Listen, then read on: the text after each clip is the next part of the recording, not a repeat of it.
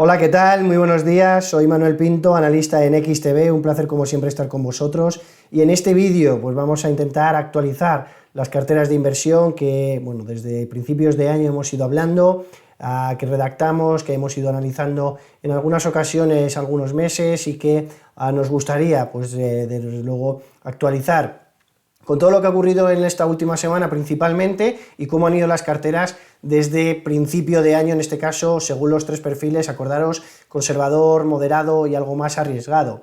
Además, son más útiles que nunca, ya sabéis que estamos de enhorabuena en XTB por el lanzamiento del nuevo producto de los planes de inversión, ese nuevo lanzamiento que nos va a permitir ahorrar invirtiendo, a ese nuevo producto que vamos a poder hacer con hasta 10 planes de inversión diferentes, incorporando 9 ETFs en cada uno de ellos, así que por tanto, si alguna de estas ideas que podemos mostrar os sirven para ello, desde luego que será de bienvenido. Bueno, pues en primer lugar, ¿en qué ciclo económico estamos? ¿Dónde estamos? Venimos de un mes de octubre caótico para los mercados, un mes de octubre que desde luego iniciamos con el estallido del conflicto bélico en Oriente Medio, los atentados de Israel, las subidas del precio del petróleo, también las subidas del oro, la caída de los mercados, después conocimos las minutas de la FED, proyecciones económicas más positivas de lo previamente establecido, tipos de interés más altos durante mayor periodo de tiempo y desde luego que propició además caídas en los mercados, rentabilidad de los bonos al alza y tampoco ayudó las presentaciones de resultados. Al principio empezamos bien con JP Morgan y algunos bancos americanos a nivel mundial, muy globales, que fueron muy bien, luego ya, por ejemplo, el tema de Citigroup y algo más pequeños, pues fue peor, ¿no? Y sobre todo Google, ¿no? Alphabet, que tuvo unos resultados con caídas de hasta el 10%, que provocó efecto contagio, evidentemente, por su repercusión a los índices, a las tecnológicas, el sector de la nube, que parece que Microsoft va comiéndole terreno, pero que en este sentido, pues apenas compensó Microsoft con una subida del 4% la caída tan abultada de Google. ¿En qué punto estamos? Aquí os he mostrado pues una especie de reloj con la que nos va indicando qué tipo de activo que puede ir funcionando mejor en cada ciclo económico. Aquí también lo difícil es saber en qué punto del ciclo estamos, ¿no? Aquí, según aparece en el reloj, pues estamos entre el final del boom y el principio de las correcciones, ¿no? Y el principio ya no de recesión, que todavía quedaría lejos, pero al menos de una crecimiento económico más bajo, ¿no? Y ahí es donde nos indica que el mejor tipo de activo, el que ha tenido mejor comportamiento en estos entornos, son las empresas de gran capitalización, ¿no? Las que mejor han funcionado. Después, pues si siguiésemos en ese reloj, en ese ciclo, ya iríamos a bonos a cortísimo plazo, ¿vale? Ya sabéis que a través de ETFs podemos incorporar bonos de corto plazo también en nuestras carteras de inversión. Tenemos sectores defensivos como otra de las posibilidades dentro del cortísimo plazo también en caso de que nos funcione ese reloj, ¿no? Que estamos viendo, y así como podéis ver, pues hacia largo plazo, etcétera, etcétera. Así que de momento los análisis que tenemos que hacer es la reacción que están teniendo en el mercado, los datos macroeconómicos, desde luego que hablamos sobre ese final, ese boom, porque sobre todo viene dirigido de Estados Unidos, vemos el Producto Interior Bruto cuando se estimaba un 4,3 en el 4,9, ventas minoristas creciendo, incluso la vivienda, que parece que iba a ser uno de los sectores más castigados, parece que va funcionando perfectamente. Ayer veíamos en Reino Unido con los precios de nuevo subiendo, el empleo en Estados Unidos es boyante, es sólido, es fantástico, hemos visto inflación salarial que está incluso subiendo más que el tema de la inflación general o la subyacente, que eso puede ser desde luego en el medio plazo también un problema, porque puede aplicar también a la inflación pues ese contagio, pero desde luego que los datos macroeconómicos, ISMs, etcétera, siguen siendo súper buenos. En Alemania o Europa, que veníamos viendo datos malos, ahora lo veremos, siguen siendo malos, pero son mejores de lo que el mercado espera. Por ejemplo, en Alemania hemos tenido Producto Interior Bruto, hemos tenido inflación, hemos tenido la semana pasada IFO y GFK por encima de las expectativas, así que ojo, porque podríamos estar ahí en ese sentido en Europa algo mejor de lo que estábamos semanas anteriores. Aún así, sí es verdad que creemos que el ciclo en Estados Unidos, particularmente hablando, está en ese boom que veremos cómo poder posicionarnos cuánto dura, ¿no? Todo dependerá también evidentemente de la inflación, de los tipos de interés, de los conflictos bélicos, y eso nos irá dando, como dicen Jerome Powell y Christine Lagarde, dato tras dato iremos viéndolo, ¿no? Y reunión tras reunión, ¿no? Un poco hablando de carteras, cómo ha sido la rentabilidad media de las carteras, en un caso, imaginémonos, del Standard & Poor's, en los 7 años, bueno, pues 8,80% anualizado, ¿vale? Cada año 8,80%, el Aggregate Bond, que nos hubiese dado un menos 0,3%, y una cartera 60% de SP y 40% con bonos, 5,4%, ¿no? Es un poco la comparación en la rentabilidad de los últimos 40 años según esas carteras. ¿Qué es lo que ha pasado esta semana? Tipos de interés en Estados Unidos, como decíamos, que nueva pausa en Estados Unidos, segunda pausa consecutiva, subieron los tipos en julio, 2 pausas de nuevo, en septiembre y ahora en noviembre, en 1 de noviembre, veremos en la próxima reunión de diciembre. Desde luego que Powell yo le vi, como he dicho ya en la apertura de esta mañana, le vi en un mensaje moderado, le vi en un mensaje en el que le importaba no solo la inflación, sino las condiciones financieras, las familias, la situación económica en general, las empresas, el empleo. Así que, por tanto, me queda la duda de si sube la inflación, si subirá los tipos o no. Sí que vi a Christine Lagarde muy convencida en que si la inflación sube, sube tipos. Aquí, en el caso de Estados Unidos, es más, yo creo, el conjunto global, ¿no? El cómputo global de todos esos datos que hará que tome la decisión de subir o no los tipos. En el gráfico vais a poder ver el pico, los meses que tarda en hacer pico desde que sube al nivel máximo hasta que empiezan a bajar los tipos de interés en los años 2000, en los años 2008 y en el año 2020, ¿vale? Cuando fue el COVID y tuvieron que pues aplicar medidas de política monetaria expansiva y bajando las tasas de manera vertiginosa, ¿no? Y de golpe. Así que, por tanto, todavía llevamos desde julio 3 meses, nos quedarían de media pues todavía unos cuantos meses para ver esas posibles bajadas de tasas. Banco de Japón, hemos tenido reunión también esta semana, que ha permitido flexibilizar un poquito lo que es el control de la curva, a pesar de que, bueno, pues sigue habiendo dudas sobre la evolución que va a tener en los próximos meses, debilidad del yuan, que se está debilitando muy fuerte respecto al resto de divisas, y en los bonos, que, bueno, pues entró al mercado directamente comprando a 0,97%, bono a 10 años, como veis en pantalla, 0,97%, y realizó una compra fuerte, tocando máximos de más de una década en los niveles que estamos viendo en pantalla. El límite del 1% que se ha modificado en favor de una política algo más flexible, pero ya habéis visto, oye, sí, más flexible, pum, pero compro bonos al 0,97, y eso también tiene un perjuicio para los bonos americanos, porque a mayor compra de bonos de Japón, que es el inversor histórico más potente de bonos americanos, pues más ventas hará de los treasuries, ¿no? Que treasuries, por cierto, que también Janet Yellen ha avisado sobre la emisión de bonos que van a ir realizando, que va a ser en menor medida de lo previamente establecido, para ayudar a esos desequilibrios, acordaros, entre oferta y demanda, debido a que los bancos centrales están comprando menos bonos, pues están intentando también ofertar y vender menos bonos, los bancos centrales reduciendo balances, además Japón, como digo, también comprando bonos nacionales, y China deshaciéndose de bonos americanos para potenciar su moneda local. El Banco de Inglaterra también, en este caso, decisión de mantener tipos, aunque con una discrepancia. En Estados Unidos, unanimidad, 12 votos a 0, aquí 6 votos a 3. ¿Vale? Aquí ya hay más división, la inflación es verdad que está más alta y es algo que preocupa. También refinanciación importante de hipotecas en Reino Unido a finales de este año, y que tendrán que refinanciar evidentemente a tipos pues mucho más altos, como estáis viendo en pantalla, de lo que ha ido subiendo en los últimos meses, ¿vale? Así que algo más de dudas en el Banco de Inglaterra. A pesar de ello, bueno, pues espera que vayan disminuyendo gradualmente las tasas en los próximos años.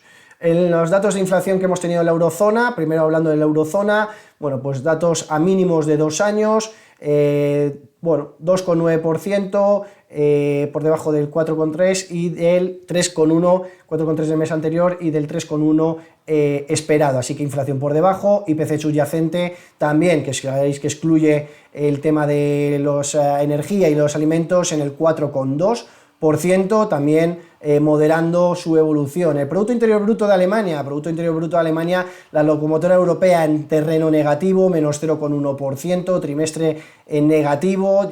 Recordar que 2 trimestres consecutivos en negativo se habla de una recesión técnica. De momento se esperaba una corrección del 0,2%, así que un poquito mejor, y 0,1% en negativo, pues bueno, por lo menos deja en ese sentido algo de esperanza, ¿no?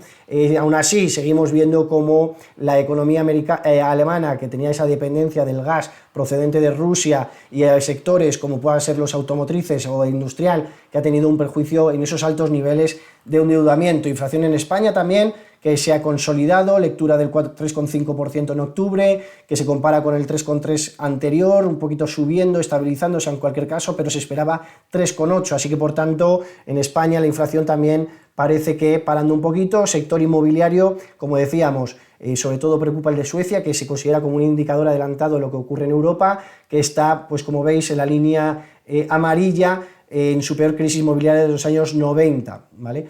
También caídas del 27%, esto es hablo de nuevas construcciones, otra cosa es venta de viviendas de segunda mano, precio de la vivienda, etcétera, etcétera, y el coste de los materiales.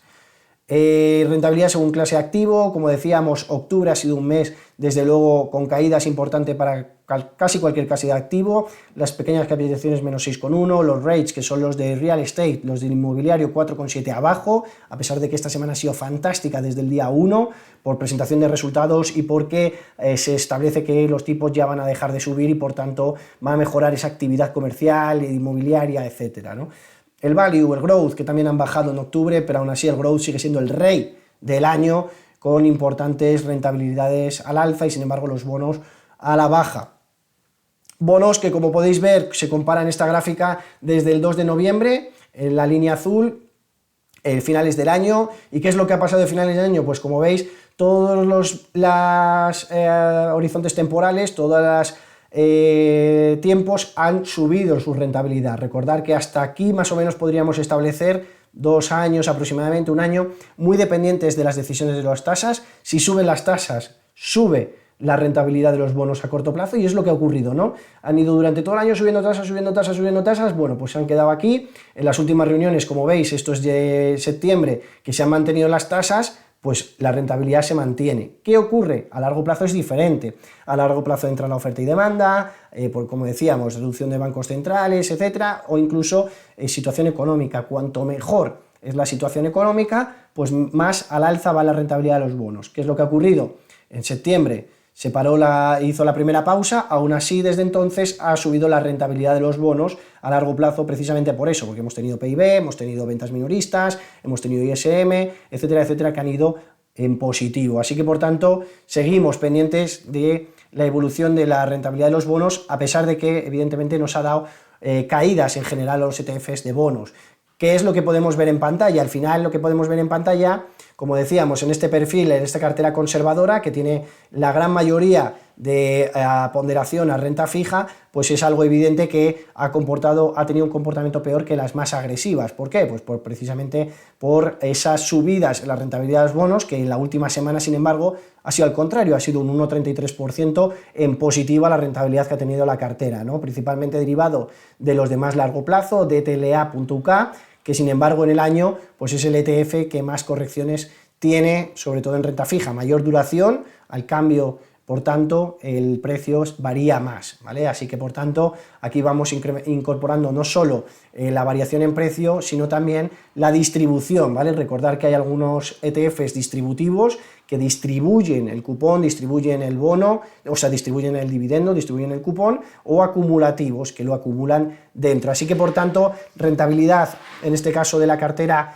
del 0,12%, desde luego que no es la más boyante. También vemos en pantalla la rentabilidad de la cartera moderada, 0,34%, como decíamos, pues también ponderación a ETFs de renta fija. En el caso de la cartera moderada, el 20% es un producto que ha ofrecido rentabilidades del menos 11,90%, y a pesar de ello seguimos viendo también que en esta parte, pues algo mejor también, tanto el semanal como el Year to Date, desde principio de año, la parte de renta variable, con el MSCI World, con el SP500, con los mercados emergentes, bueno, que no han ido a lo mejor tan bien, y con sectores que en este caso hemos puesto nicho de salud, que tampoco han funcionado muy bien desde principio de año. No ha sido un sector, la salud, que intentamos incorporar en este sentido, o algo más defensivo ante posibles caídas, y sin embargo, pues lo que hemos visto en el año generalmente, y sobre todo en la tecnología, ha sido subidas importantes que veíamos antes en la gráfica del growth del 18%. Lo que sí ha funcionado muy bien, por ejemplo, es el tema del oro, ¿no? La descorrelación es importante también, muy importante, cada uno evidentemente que haga lo que quiera, pero la correlación entre las carteras de bonos del 60-40, que ha sido una cartera típica de toda la vida, cada vez está dando mayor correlación los bonos y las acciones. Ha vuelto a un punto en el que van muy a la par. Cuando caen los bonos, caen las acciones; cuando suben los bonos, suben las acciones, y por tanto, pues incorporar otro tipo de activos, véase materias primas, o a lo mejor incluso rates, ¿vale? Los ETFs que decíamos antes de real estate, que tienen, en corto plazo tienen mucha dependencia de las acciones y tal, pero en el largo plazo ya es más ligado al inmobiliario, de private equity, ¿vale? Que son empresas, como sabéis, de capital riesgo, que también en el corto plazo pues son más dependientes de los mercados, de las acciones, pero luego ya en el largo plazo pues va variando un poco más, ¿vale? Así que por tanto es importante también en ese sentido diversificar y descorrelacionar un poco de bonos y tema de acciones o índices, ¿no? Aquí lo que vemos, como decía, pues es principalmente también incorporado los bonos de China, que también pues han tenido un comportamiento algo dubitativo a lo largo del año por esas dudas de la economía asiática. Sí lo hacen bien, sin embargo, por ejemplo, los bonos high yield, ¿vale? Los bonos high yield, que son de más rendimiento, son más arriesgados, pero que nos han dado una rentabilidad de casi el 6%, sobre todo con los cupones, ¿vale? El high yield, al tener más riesgo, da cupones mucho más elevados, igual que el investment grade, que sería este ETF de deuda corporativa europea, ¿vale? Por último, la cartera arriesgada, que nos ofrece un 3,75%, caídas en la idea nicho, por ejemplo, del Clean Energy, energías limpias, que está funcionando realmente mal, en Face, etcétera, compañías que tienen gran ponderación dentro de este ETF, sí, que están teniendo apenas es un 2,5%, pero bueno, pues otro tipo de activos, por ejemplo, aquí como es menos porcentual, menos porcentaje a renta fija, por ejemplo, al de más largo plazo, pues bueno, realmente, sobre todo con la ponderación que tenemos al MSCI World siendo el 10,76% y al Standard & Poor's, pues nos está dando algo más de rentabilidad. Así que, por tanto, pues esas carteras, sobre todo la cartera arriesgada, que es la que mayor rentabilidad nos está ofreciendo. Y bueno, pues es un poco el resumen de dónde estamos. Si nos fijamos también en el semanal, pues es la cartera que menos rentabilidad ha ofrecido, porque la renta fija nos ha dado grandes rentabilidades esta semana, y por tanto en los otros dos perfiles, que al tener más renta fija han funcionado mejor. Veremos la semana que viene, traeremos nuevas novedades, noticias sobre la evolución de los mercados. Cualquier cosa, cualquier duda, pregunta, manuel.pinto@xtb.es, o tenéis también la posibilidad de escribirnos en la parte de abajo del vídeo. Espero que os haya gustado y espero que os haya actualizado de todo lo que está ocurriendo en los mercados. Ya os digo que, desde luego, que la parte de renta fija pinta bien en esta semana y podría seguir así en los próximos meses. Así que nada, un abrazo y que tengáis muy buen fin de semana.